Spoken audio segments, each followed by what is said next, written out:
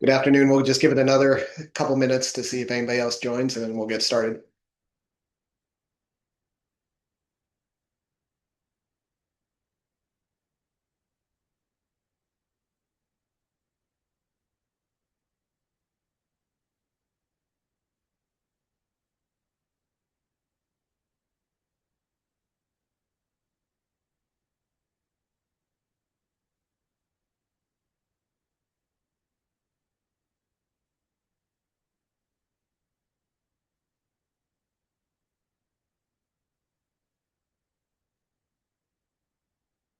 All right, we'll go ahead and get started now. Thank you all for joining today's peer-to-peer webinar. I appreciate the uh, Jessica and the staff at the Kansas Infrastructure Hub for inviting us and for coordinating this event.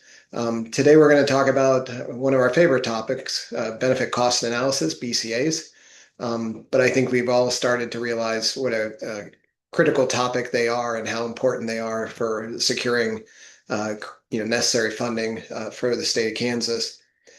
Before I dive into the topic, I just want to do a sales pitch or a reminder for everybody that the Infrastructure Hub has their annual summit coming up. Can't believe it's already the 1st of April, so the summit's right around the corner. It'll be April 29th in Hayes, Kansas. That is a different location than was advertised earlier in the year, so please make note of that. But we really encourage everybody to try and attend for the event, really focusing on regional partnership, peer sharing. Excited to be learning from some folks from other states who are coming in to share their success stories of what they're doing. So it should be a good full day event coming up around the corner. Registration deadline is April 15th. So for more information, please reach out to Jessica, Jen, or myself, and we'll get you all the information you need about the upcoming summit.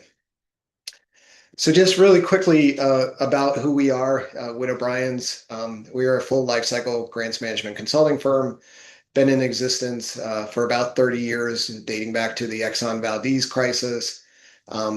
In addition to our engagement with the Kansas Infrastructure Hub, we're also really proud to be partners with the Kansas Recovery Office, with the administration of the state's uh, ARPA funding, Kansas Office of Broadband.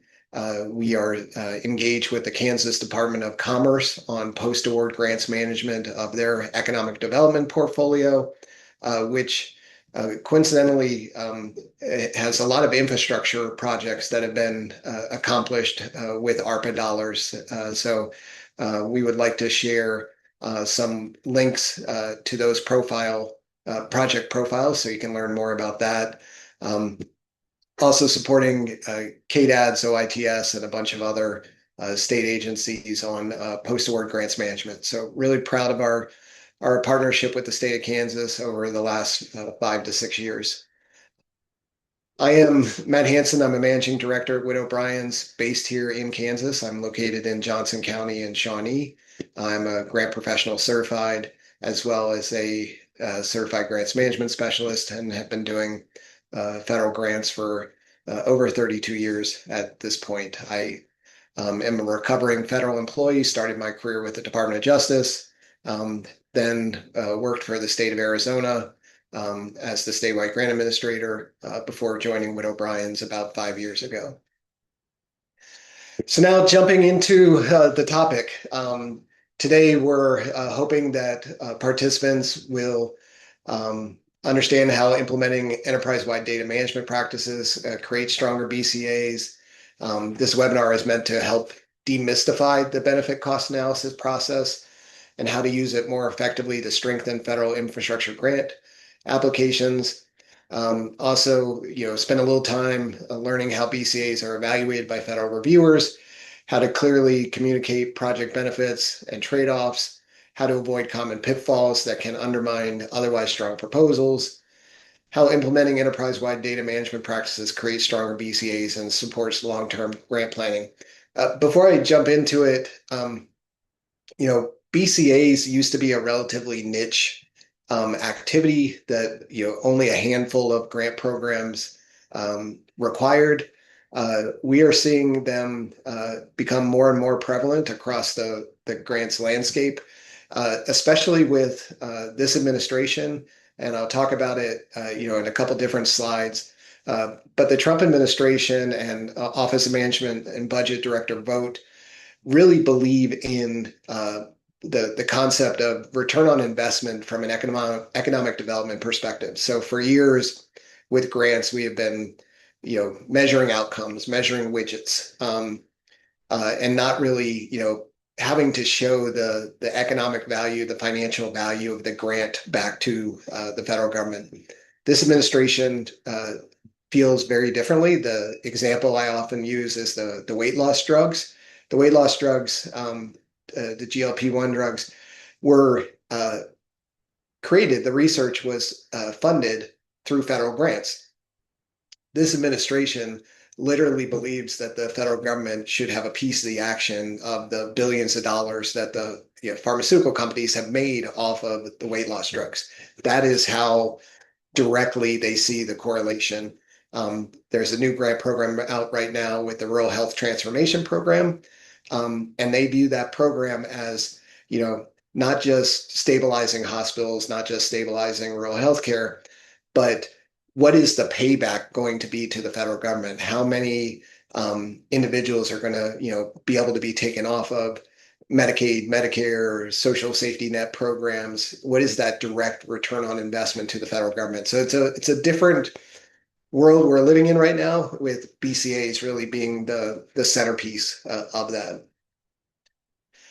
So what is a BCA? A BCA is a structured way to compare a project's benefits to its cost and answer one core question: is this a good investment of federal dollars? For many grant professionals, we grew up doing logic models. BCA is a logic model with an economic ROI focus. In federal grants, BCAs help to demonstrate economic justification, allow reviewers to compare very different projects on an apples to apples basis, and support merit-based funding decision. Because of that, BCAs are often required or heavily weighted in competitive programs. Bottom line, a BCA isn't just a spreadsheet, it's a tool reviewers rely on to decide which projects rise to the top. I will say that now that we're 3 years into the Kansas Infrastructure Hub, one of the things we've found is there are a lot of good project needs, programmatic needs, a lot of wish list items, but not a lot of projects that have matured to the point of being ready for a federal grant application. And some of this is the BCA analysis, whether it's a formal BCA or an informal BCA, needs to be done much earlier on in the process, not once a notice of funding availability is out, but when people are actually looking at a project and deciding, go, no go, build, not build, working through the alternatives. So one of the takeaways from today, I hope everybody goes away with is, really embrace the BCA concept, whether it's ultimately needed for a grant or not, and start that BCA review much early on in the process, not waiting until the last minute when an application is being developed. So a strong BCA starts with clear project definition and a solid no-build baseline. A no-build baseline is, what if we do nothing? What if we maintain the status quo as the jumping off point? So reviewers understand the problem and what happens if nothing changes. Costs must be comprehensive: capital, operations and maintenance, full life cycle, sustainability, any residual value, etc. On the benefits side, focus on monetizing benefits wherever feasible and be ready to defend the methodology, especially if it goes beyond standard agency categories. Use time horizon and discount rates that were required by the guidance, and clearly present the benefit cost ratio or net present value. Above all, transparency matters. Clear assumptions and documentation are what make the analysis credible and competitive. I will probably repeat this several times in the slide deck, but remember, ultimately, why you have a BCA in a grant application. You have the BCA to as a marketing tool to paint your project in as best light as possible. Um, so you know, don't self-indict on the BCA. Don't have math that doesn't add up, and the whole idea of monetizing it wherever possible. So in a lot of BCAs, we talk about um, you know the the the quality of the bridge to the road, the life expectancy. We talk about accidents, a number of accidents, and that sort of thing, and that's all critically important. But try to focus on economic benefits wherever possible. How many, uh, you know, uh, uh, you know, truck shipments, go through this intersection, go over this bridge, the economic value of that activity.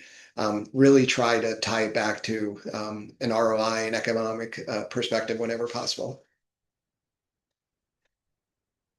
If you have done one BCA, you've done one BCA. There's no single universal federal BCA format. While core concepts are consistent, BCAs can differ significantly by funder. Differences typically show up in the benefit categories that are required or emphasized, the valuation methods that are accepted, the level of methodological rigor expected, and whether the agency provides standardized tools or templates to guide the analysis. Because of that, a BCA that works well for one program may not be competitive or even acceptable for another. Understanding and aligning with agency-specific guidance and expectations is critical. The most successful applicants tailored their BCA to the funder, not only the funder, but the program, rather than forcing a one-size-fits-all approach. But I would encourage yourself to familiarize yourself with other BCAs and their attributes. Don't become, I know how to do DOT BCAs and that's all I know how to do. For example, DHS FEMA has standard BCAs for things like generators. A transportation project that incorporates generators for flood control might be able to leverage certain attributes from another agency BCA material. So spend a little bit of time exploring all of the different BCA types that are out there. And we will drop some links into the chat of, where you might be able to find BCA information for other federal agencies. Here are the key differences. So US DOT typically expects highly structured, monetized BCAs, strong emphasis on quantified benefits such as safety improvements, travel time savings, reliability and emissions. DOT provides formal BCA guidance, standardized assumptions, and calculators, and applications are often scored heavily on the strength and credibility of the BCA. Please remember that you know, federal agency guidance, federal agency priorities shift from administration to administration. Obviously, with DOT, the major shift we've seen going from the Biden to the Trump administration is over programs like Safe Streets for All, where the Biden administration was very much about lane diets, traffic calming, putting in bike lanes and bus lanes and pedestrian walking trails, and the Trump administration has, wholeheartedly rejected that. Where if you have a project with lane restrictions, it's likely to just get automatically disqualified. EPA places greater emphasis on public health and environmental benefits, obviously, while monetization is encouraged where possible. EPA is generally more accepting of qualitative or partially monetized benefits, particularly where health or environmental outcomes are difficult to fully quantify. That is historically true, but I would say even EPA is more and more, focused on monetized benefits, even with things like public health. FEMA's BCAs focus on avoided losses, such as reduced property damage, avoided displacement, and reduced response costs. These analyses often rely on risk modeling using hazard frequency and severity to estimate long-term benefits. Obviously, for those of you in the grants world, DHS and FEMA is kind of anybody's guess right now with the relaunch of the BRIC program. It'll be interesting to see how the policy guidance and interpretations have changed, and certainly working through this next BRIC application cycle will be informative for all of us. DOJ funded programs are often more narrative driven with less emphasis on formal monetization. The focus typically on outcomes and effectiveness, such as improved service delivery, access to justice, or programmatic impact rather than a calculated benefit cost ratio. I personally find DOJ BCAs the most difficult because you're often trying to argue a negative. If not for this program, would a homicide happen? Would a crime happen? I mean, these are tough things to quantify. The core concept of BCA stays the same, but the level of structure, monetization, and technical rigor varies significantly by agency. So again, familiarize yourself with all of them and try to incorporate the best components of each. But more than anything, align your approach to your funders' expectations, the program criteria, and not just apply a one-size-fits-all model. What a good BCA actually includes, there's no single universal federal BCA format. But differences typically show up in the benefit categories that are required or emphasized, the valuation methods that are accepted, the level methodologic rigor. Um, let me, uh, but in general, I would say, uh, you know, having good, strong data, being able to, defend your assumptions, uh, you know, clear, plain language writing. Don't assume that the person who's doing the merit scoring, the peer reviewing is going to understand what your project is, what you're trying to describe. Again, make sure your BCA is serving its intended purpose, which is to convince a reviewer that they should fund your project. And also, make sure you own and understand the data. Make sure you have good solid data. You're connecting disparate data sets to make your BCA as strong as possible. One of the most common BCA mistakes is using the wrong discount rate or time horizon. Uh, this has been difficult lately as these things seem to be moving targets. Deviating from agency guidance without explanation is an immediate red flag for reviewers. Another frequent issue is double counting benefits, especially if you're working with partner agencies. This oftentimes happens where each of the partner agency is counting the same benefits, which inflates the BCA. Applicants also run into trouble by overstating benefits without evidence. Optimistic assumptions that aren't supported by data can undermine the credibility of the entire analysis. So, I know we're putting in a lot of work on the BCAs, a lot of work on the grant applications. We want to be as competitive as possible, but you really need to, go in with conservative data. One surprisingly common pitfall is failing to document assumptions.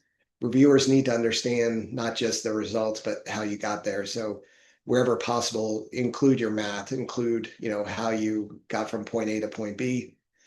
And then misalignment with the project narrative, budget, or schedule is another warning sign. We oftentimes see BCAs very much saying one thing, very much pointed in a single direction. But then when the application narrative is written up, it tells a different story. They have to be in lockstep. They have to be in alignment in order to really be competitive. And then finally, as I mentioned earlier, treating a BCA as an afterthought. You cannot wait until a NOFO is released to start the BCA. It should be very early in your program maturation process when you're deciding, which road you're going to go down. We have seen applicants, uh, you know, wanting to start working on a grant, and they're still sort of debating, do we build something? Do we renovate something? Do we, partner with somebody else? And if you're still asking those questions, you're not ready for a grant to be submitted. but it would have been a great time to actually walk through a BCA to look at the various options, which made the most sense. So how communities can get started, start early. As I just mentioned, BCAs don't just support the application, they often shape project design, scope, and phasing. So waiting till the end limits your options. Begin by inventory data you already have. A lot of jurisdictions immediately, like that's where they stop. I don't have the data, I can't do this on my own. You really need to think outside the box for, what disparate data sets might exist. Um, think about, what your 911 program might have, or your, police or fire dispatch might have as far as data sets for, traffic accidents or fatalities or call for service. Uh, you know, Even something like your fire department or the local fire department gets routed in a different direction to avoid certain intersections, certain bridges, certain roads because of their disrepair.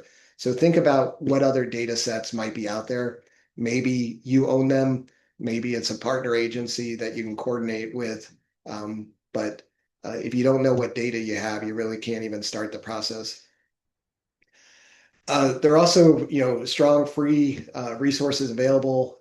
Agencies, federal agencies publish lots of BCA guidance documents, templates, and calculators. Um, uh, I think there is an overarching assumption that we immediately need to contract with a consulting firm, contract with an engineering firm to do our BCAs. That is not the case. Jurisdictions can develop BCAs on their own. There might be certain elements where you have to bring in a professional, whether it be, soil testing or something environmental in nature. But doing a BCA in general does not require an outside consultant. And quite honestly, I feel the same way about grant applications as I do with BCAs, that the people that are closer to the work know, more about the project, will write much more, compelling narrative. And at the end of the day, the finished product will be a much higher quality product. And then finally, track federal priorities. As I mentioned, we're definitely in a pendulum swinging period going from the Biden administration to the Trump administration. And not only do your grant applications have to be crafted differently, your BCAs have to be crafted differently as well. So when we talk about evidence-based policymaking, what are we really talking about? Is shifting from intuition to proof. As I mentioned earlier, this administration does not want to just count widgets. They don't want to just award grants for the sake of awarding grants. They want actual demonstrable proof that it's a wise strategic investment of federal funds, whether that is federal money, straight from the feds to local grantees, or whether that's federal money that passes through a state agency and ultimately makes it to local grantees. It's not good enough to have a good idea, or it's not enough to have a good idea. We have to be able to demonstrate that it will actually deliver results. And this is a pretty significant paradigm shift over, the previous administration, where grants were flowing fairly freely, and we're certainly not in that environment right now. So just walking through the slide a little bit, on the left with data. We start with the data, understanding what's happening today. This includes baseline conditions, gaps in services, and clearly defining the problem. If you don't establish this clearly, everything else becomes harder to justify. We then move into the evidence phase. What has worked before? What are best practices? This can come from research, prior programs, or comparable communities.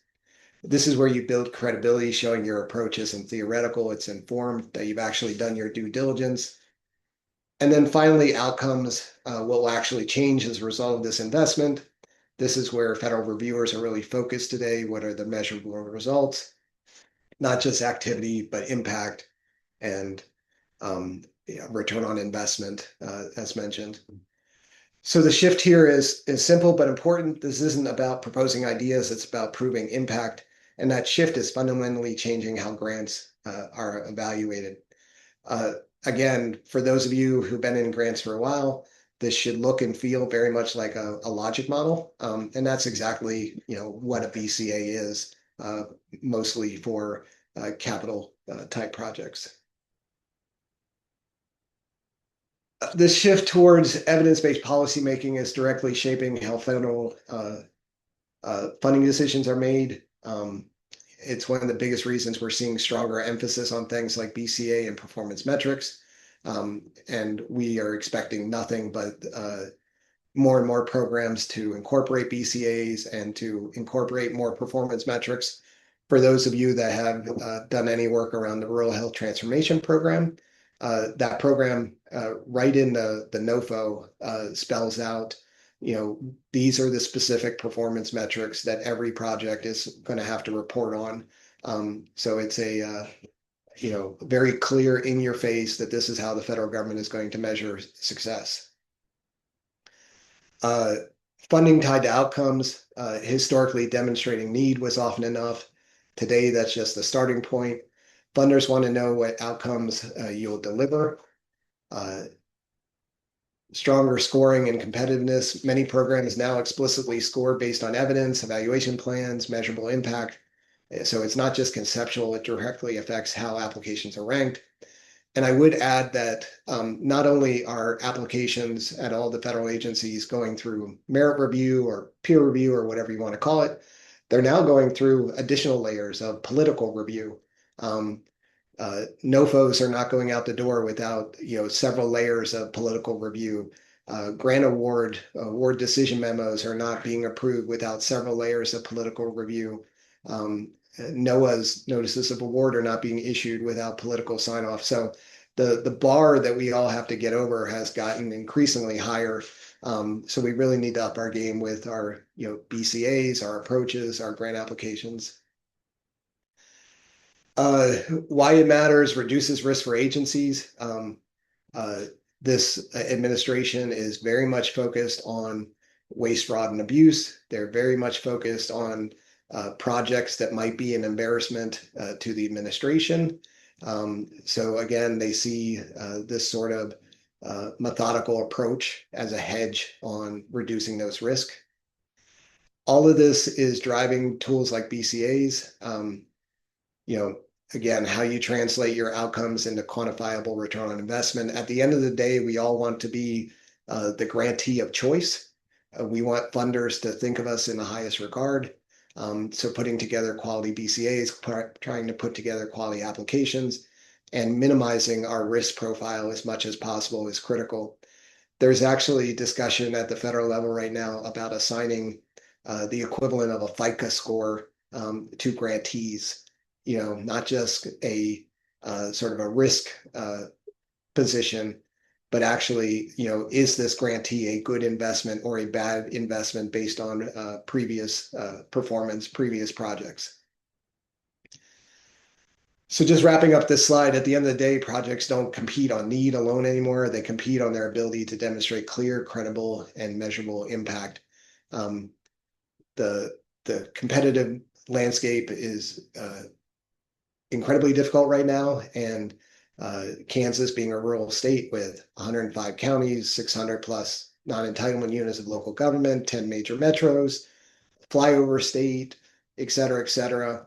It was already very hard for communities in our state to secure federal funds. That's only gotten harder, but it all starts, with strong BCAs and strong project management.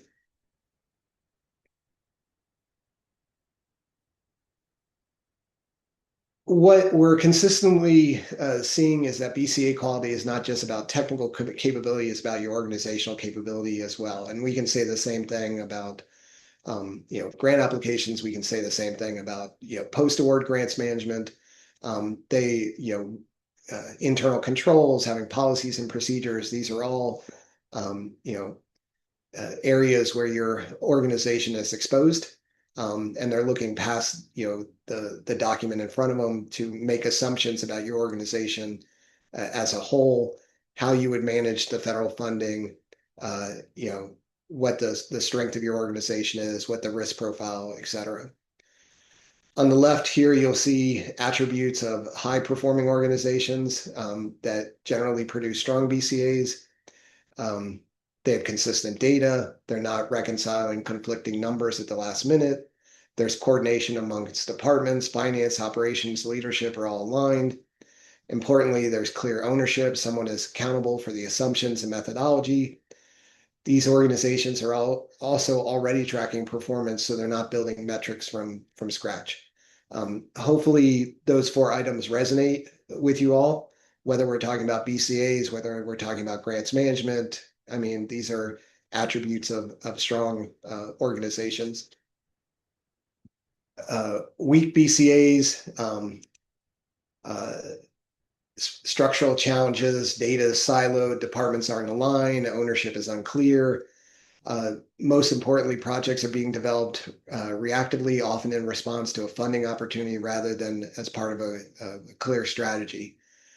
Again, you can't start a BCA when a NOFO has been released, especially not in the environment we're in right now, where we're seeing application periods go from 60 to 90 days down to 2 weeks in some instances. Um, you know, I would strongly encourage folks at the beginning of their year to put together an annual grant plan, identify projects that they will want to pursue grants for. And that's where you would look at projects and determine, we really need to do a BCA on this or a BCA light just to see, how we think it would measure up, be competitive for funding, which programs it might align to. That's really sort of the proactive stance, the proactive approach that we would recommend. When a BCA falls short, it's rarely just a technical issue. It's usually a reflection of deeper gaps in data practices, coordination, and readiness. I would say, where BCAs fall short is where the person performing or developing the BCA is not aligned with the person developing the application. So the BCA and the application narrative tell two different stories. Um, I would also say they fall short when the ultimate applicant, the ultimate jurisdiction, doesn't own the data, doesn't own the results of the BCA, and quite honestly doesn't even understand where the BCA fits into the overall project or project pursuance. So you whether you're doing the BCA in-house or doing the BCA through a consultant, you really need to talk about alignment, talk about structure, talk about ownership of data from the outset, and not after the project is completed and you have a product that is not even aligned with your grant application, is not aligned with the project, and serves no purpose in securing federal funding. Building on the last slide, if BCA quality reflects organizational readiness, then systems and tools are what make that readiness scalable. This is where we move from one-off effort to repeatable capability. Again, when we're talking about building the muscle memory, building the capacity to do BCAs, even for small communities, we're not talking about doing it one time. We're talking about doing it again and again, a BCA for the water plant, a BCA for the sewage project, a BCA for sidewalk improvement, rail crossing, et cetera, et cetera. Resiliency funding, this needs to become a core competency of every community that's interested in securing federal funding. High performing organizations don't rebuild their BCA approach every time, they standardize it. They have systems that help ensure assumptions are consistent, data is aligned, methodologies are repeatable. These don't necessarily have to be IT systems, they can be internal data repositories tracking policies and procedures. They preserve institutional knowledge. It's one of the huge things we're seeing right now, just the constant turnover in the public sector. You can't have your BCA expert or the owner of the data walk out the door and start from scratch as a jurisdiction.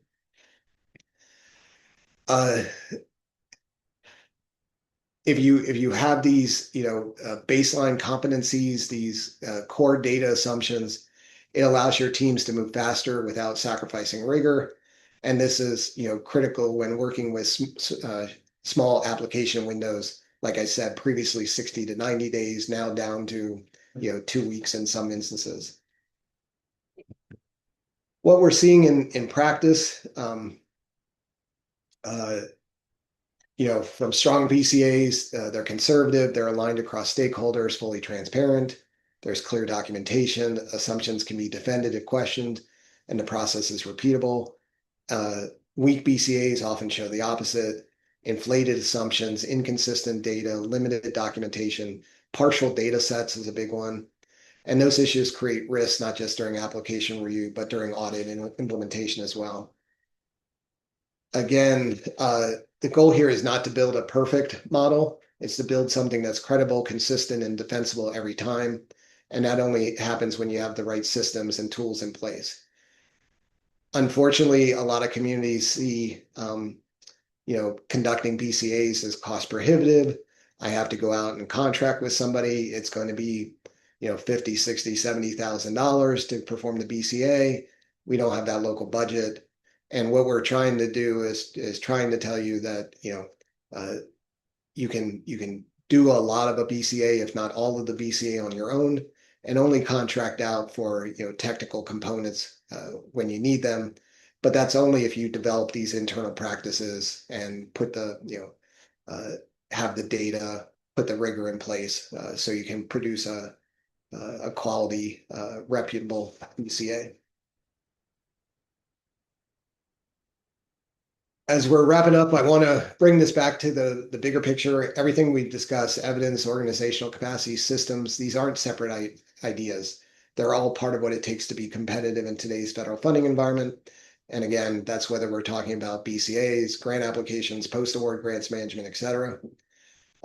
Sort of the three pillars are: it starts with evidence, being able to clearly define the problem, the approach, and the outcomes. This is your foundation of credibility. And again, you can't start this the day a NOFO is released. This has got to start as soon as you've identified a project that might be suitable for federal funding. We talk a lot about grant readiness. Same here, organizational readiness. But evidence alone isn't enough. You need the internal coordination, data practices, and ownership structures to support it. That's what turns a concept into something implementable. And we understand that there are a lot of very small communities in Kansas, and not every community, is going to have the internal capacity. So in some instances, you have no choice but to partner with a regional planning commission, chamber of commerce, a consulting firm. But when you're doing that, make sure that there is, team coordination. Everybody knows what their role and responsibility is, and everybody knows what the ultimate goal, the ultimate outcome of the partnership is going to be. Finally, systems and tools make all this repeatable. They allow you to move quickly, maintain consistency, and defend your work across multiple opportunities. And when we talk about tools, we're talking about what data do you have, how updated is it, um, does it align with the project you're trying to do? The National League of Cities right now is actually kicking off some webinars about the 2030 census, and talking about things as basic as updated address information. That's a data set that you all need to have, and need to be an active participant now in making sure your community has accurate and updated addresses, not only for voting purposes and taxing purposes, but ultimately data sets that you can use for grant applications, to receive formulaic funds, to build into BCAs. So it all starts with the data. In closing, what we're seeing is a fundamental shift in federal financial assistance. It's no longer about who has the greatest need. It's about who demonstrates the greatest, most credible financial impact, payback to the federal government. And the organizations that invest in that capability and capacity are the ones who will consistently win. So need to be strategic, need to start early, need to invest in BCAs or similar approaches to BCAs before NOFOs, and really need to turn your attention back to what is the return on investment from an economic development perspective.